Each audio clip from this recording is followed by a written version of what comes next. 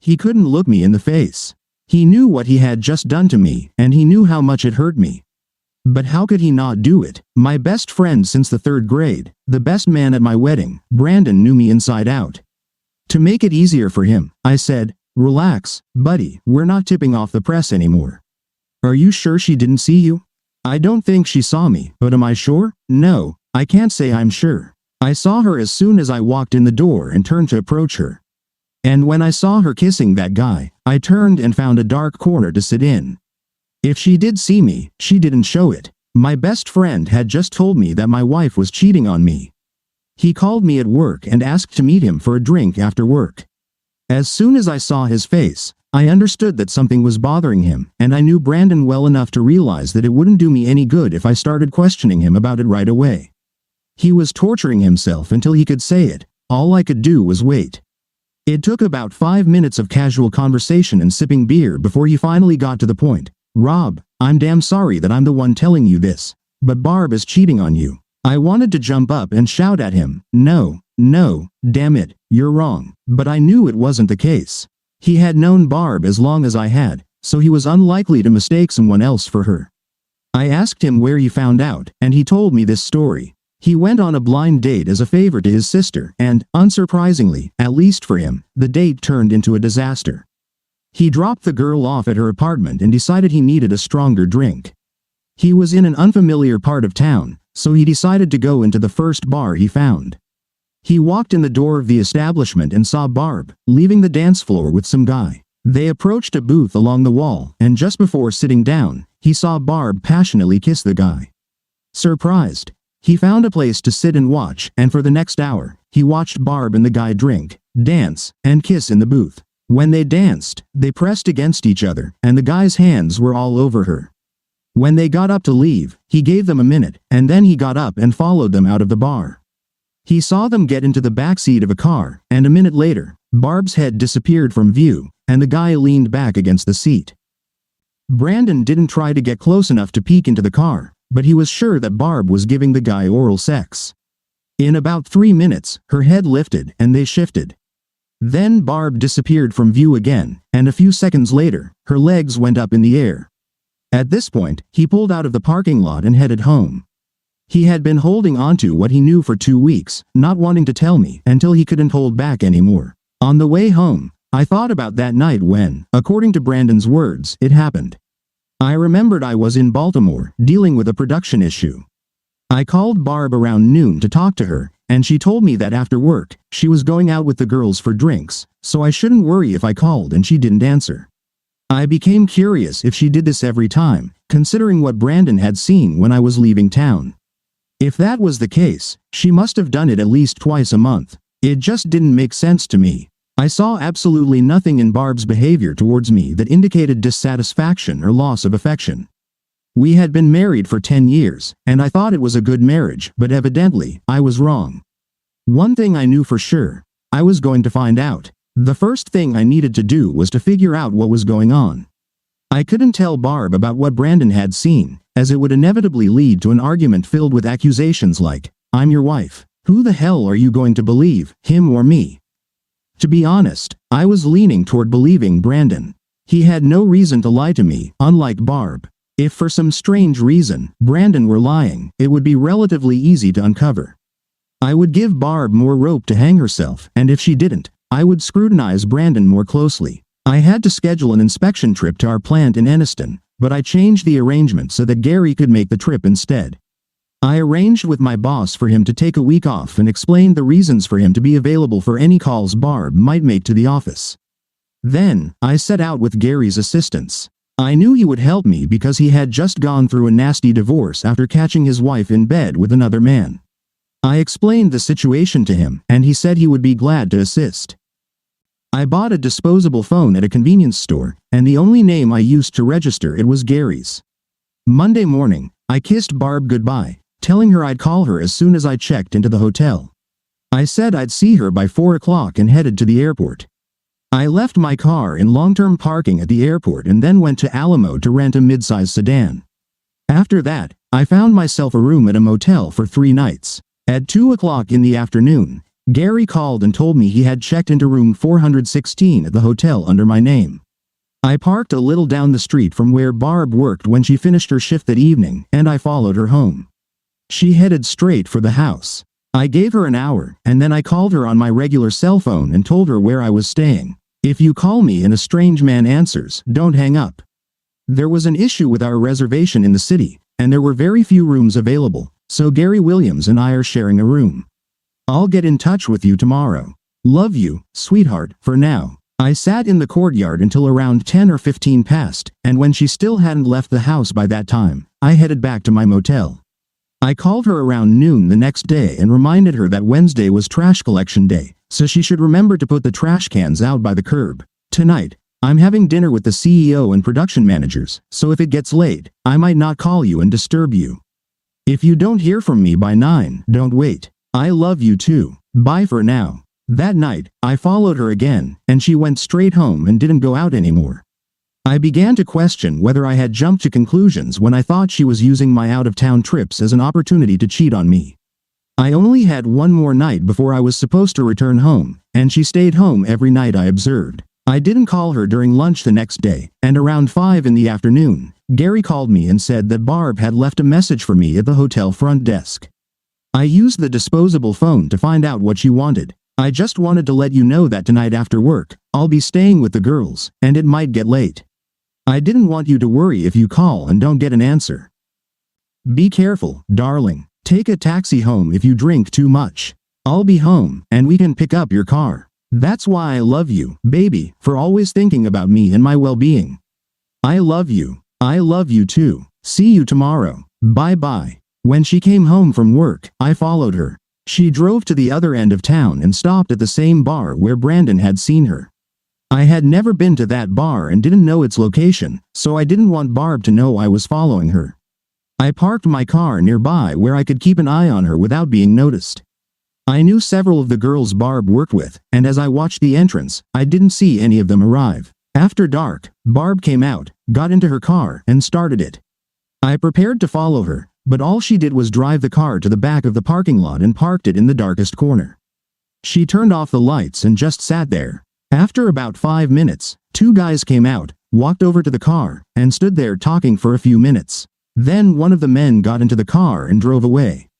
The other man stood there for a moment, watching until the car disappeared from sight. Then he turned and headed to the far end of the parking lot, where Barb's car was parked. They met each other and started kissing. After about 5 minutes of embracing, both of them got out of the car, and I expected to see them return to the bar, but what they did instead was get into the back seat of Barb's car.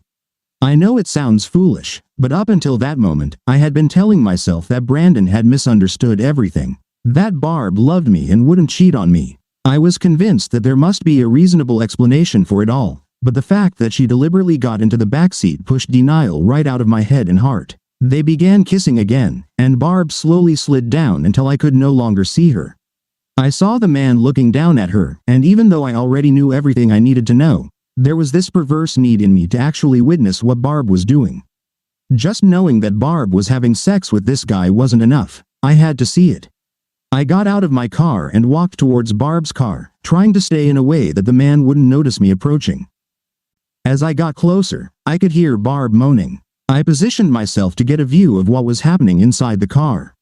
Barb was naked from the waist down. "Hurry up, baby. I need something real." "That's it, baby," Barb moaned. "Take me hard." Another minute or so of smack, smack, smack, of flesh hitting flesh, and Barb screamed, "Oh my God, oh my God, oh, shit, you're so good, baby, so good." The guy groaned softly, then uttered his first words since I'd gotten there to watch. "My turn," he said. "Now it's my turn." "Not in me," Barb screamed in panic. "You promised." And as soon as they wanted to do it again, I started clapping my hands and shouting, "Bravo, bravo, great performance. Wonderful first act." Barb raised her head, saw me, and her face lost all its color.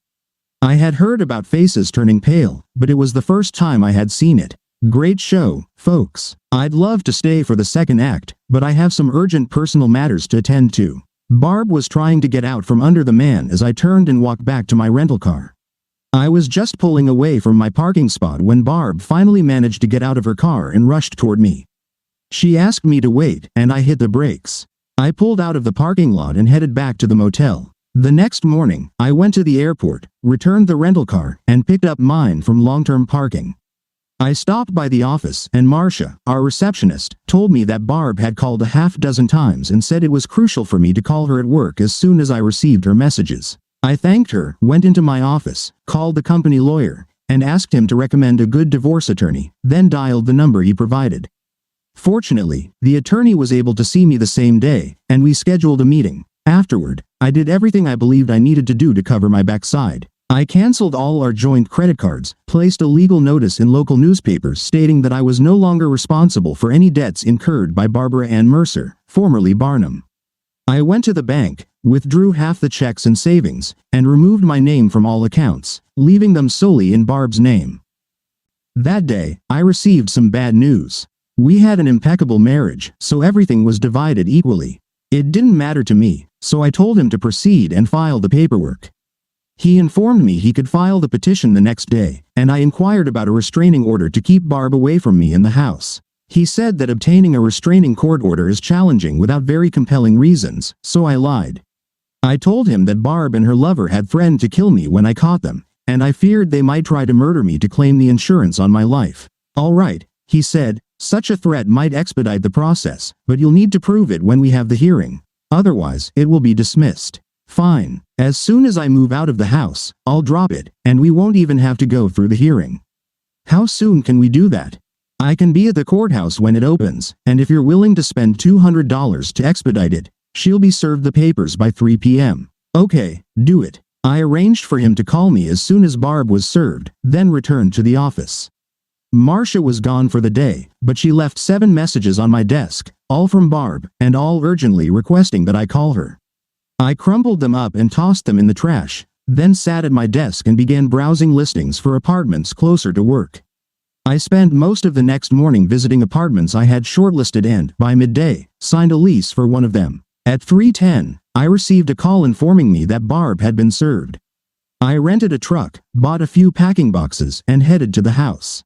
At 4, the process server who had served Barb arrived and handed me a copy of the restraining order.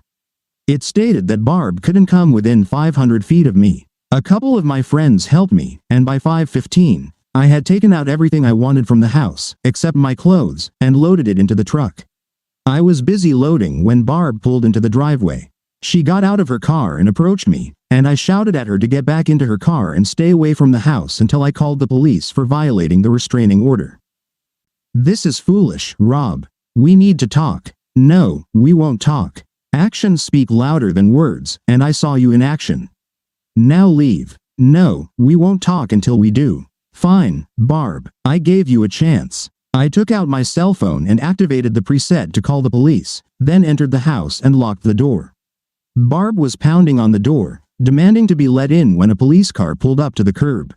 I went outside and handed them my copy of the restraining order. They read it, and then told Barb she needed to stay at least 500 feet away from the house. She protested, claiming it was her home too and she had just as much right to be there as I did. Eventually, the officer ordered her to leave, or else he would take her to the station. I stood there, hoping she would continue to argue with him and he would escort her away, but Barb had a sudden bout of wisdom.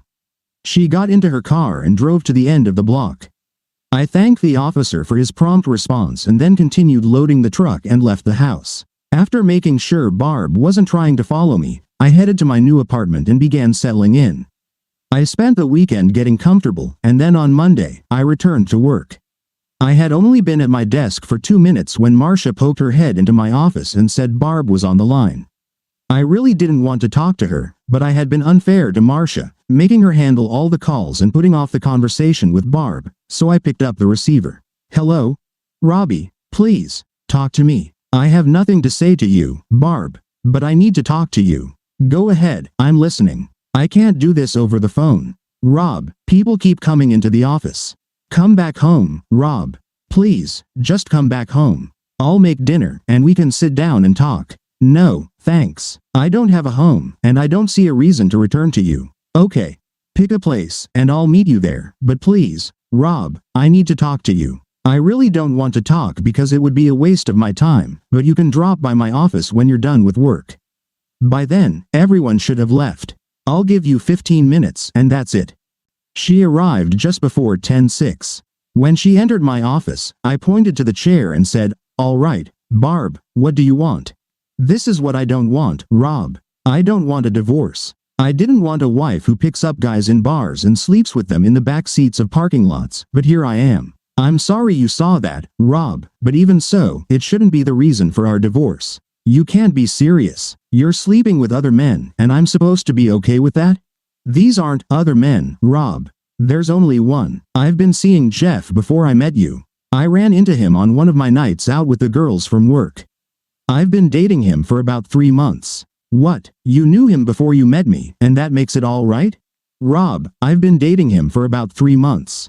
Have you noticed any lack of attachment to you during this period? Have I been less loving than throughout our whole marriage? I love you, Rob, and I don't love Jeff. My seeing Jeff didn't cost you anything, Rob. Absolutely nothing. I only see him when you're out of town. I've never come to you after being with him. Then, I guess, everything is okay. I'm trying to convey to you that my meeting with Jeff hasn't harmed us at all. I don't disrespect you by coming to you right after seeing Jeff. I don't sneak behind your back to see him when you're at home. The point, Rob, is that you're my man. I love you, dear, and you're the only one I want to grow old with.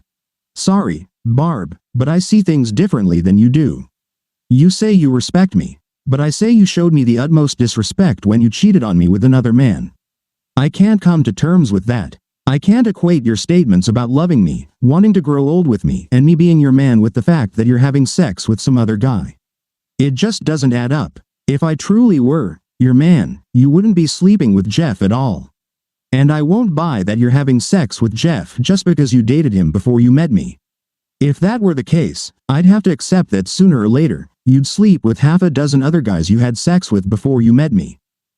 Oh, Rob, I would never do that to you. You're already doing it with Jeff. Rob, I slept with Jeff because he's an amazing lover. Oh, really? I guess that explains everything and makes it all right. Listen, honey, I love you and I never wanted to hurt you. I don't want to hurt you now, but I have to be honest here if I want any chance of saving our marriage. I'm sleeping with Jeff because he gives me something I don't have with you. You're a wonderful man, fantastic in every way except one. You're terrible in bed. You're sweet and affectionate, but it seems like you couldn't care less about sex. It's like clockwork on Tuesdays and Saturdays, dull sex, like routine, once, and then you just roll over and fall asleep. I need something more. When I ran into Jeff during my night out with the girls, I remembered how we used to sleep together 3, 4, sometimes even 5 times a night. I wondered if he could still do that, and when he started hitting on me, I went to a motel with him. It was just sex, Rob. There was no love or attachment, just plain, rough sex. He gave me something that you didn't have. It was just sex, Rob. It didn't diminish my love for you one bit. If I had to choose between you and no sex life, or Jeff and great sex, I chose you, Rob. Oh, Barb, I'm so glad to hear that. Let me ask you something. When I came home from work and you didn't feel like cooking, and you said, "Can we go out to eat somewhere?" Did I take you out somewhere? Yes, you did. When you came to me and said you had a tough week and wanted to go somewhere to have fun and blow off some steam, did I take you somewhere? Yes, Rob, you did. Actually, didn't I usually do what you asked for? Almost always. Then why on earth didn't you tell me? For heaven's sake, Rob, my sex life sucks, and then ask me to do something about it. You never complained, so how was I supposed to know? My sex drive isn't that strong, and on Tuesdays and Saturdays, it was all fine with me, and you went along with it. If I fed you hot dogs every night for a week, and you got tired of eating hot dogs, would you tell me? You'd want to have sex with anyone you like, but talking to me about something as important as your sex life? Oh no, I can't do that. I'll just go have sex with some other guy. At least it's nice to know that if you had a choice, you'd choose me over Jeff. But you don't have a choice, Barb, and I do. And since I have to choose between living with a cheating slut or divorcing her, I choose divorce. I gave you a chance to talk, and now it's over between us. Please, don't bother me anymore. Anything else you need to say, you can communicate through my lawyer. Please, just go. Rob, please, don't do this. I love you, baby. I really love you. Go, Barb, just go. Tears streamed down her face, but she stood up and left without saying another word. The divorce was finalized last week, and I haven't seen Barb or talked to her in the past 6 months. I miss her, I really do. I still love her and believe I always will. If I had just started my car and left when I saw her getting into the backseat of her car with Jeff, and then told her about it when she came home, maybe we could have worked everything out. But I didn't leave, and there's no way I could have stayed with her after witnessing what she did in the backseat. Thank you for being with us and listening until the end. If you found it interesting, please subscribe, give us a like, and leave your comments. And we'll see you on the Cheating Secrets channel.